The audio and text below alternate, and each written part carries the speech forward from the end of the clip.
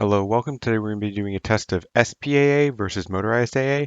So we have a division here with SPAA 22 width versus Motorized AA 22 width. And we're going to be putting these up against the 22 width division that just has support AA. This is the French division that we're going to be attacking. Now the main difference between Motorized AA and SPAA is Motorized AA only takes one combat width. SPAA takes two. So this SPAA with the level 2 AA gun has 32 air attack. Each one of these Motorized AA only has 27.5, but when you stick two of those together, that gives you 55. And when we reset this division, we've got 32 air attack versus 55 air attack. That's quite a significant difference. That's going to bring down that enemy air superiority penalty quite a bit more. But first, I'll look at the different stats they have. We've got significantly more heart attack here. I'm getting 22 heart attack versus 5. The SPAA gun on the actual tank is pretty bad because we're also only getting 11.7 piercing versus 32. Now, typically speaking, if you're using these line SPAA versus motorized, they're in tank division, so that doesn't really matter. We've got a better org actually on the SPAA because they've only got the 1 battalion versus the 2. This light SPAA is providing a little bit of armor, so if you're just using it as a sort of space marine, you could go for a medium variant. If we create a new one and we change it to an SPAA, it doesn't actually lose armor. So you can use your SPAA as a space marine to give your division armor if you really want to. I'm not suggesting you should do that, but you could do it. And the one last difference I'd like to point out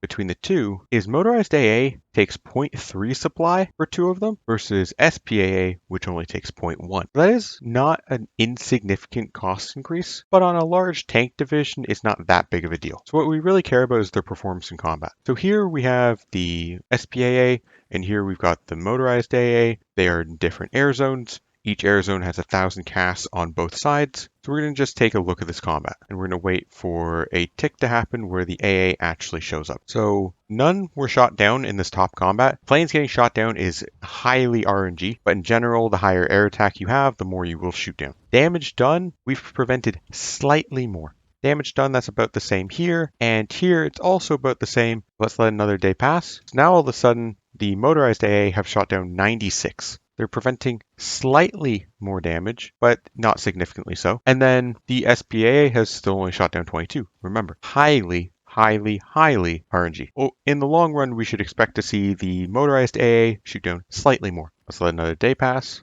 And again, we're still seeing the same results. We're seeing about the same damage reduction. Level 1 support AA is all you need to reduce enemy cast damage. The additional benefits of that is reduction in enemy air superiority, which neither side has because they only have a single 1,000 casts. The other advantage is higher AA values will shoot down more planes. Now what I'm going to do, I'm going to get rid of the English's casts, and we're just going to leave the French casts up. This is going to give them complete aerial supremacy in both regions. And then we're going to do it again. What I'm going to demonstrate is the real reason you want to stack more air attack. So if we attack here in both places and we let the battle start, we're going to see here that the Motorized AA is reducing enemy air superiority by 23%, whereas the SPAA is only reducing it by 15.5%. This is a penalty to your breakthrough, or when you're defending, it's your defense. These guys are taking a minus 12%. These guys are taking a minus 19.5%. That's a pretty big deal. So those are the main differences. I do not think most of the time anything more than the support anti-air is necessary. This is all you really need, especially for single player. If you're trying to do a no air build,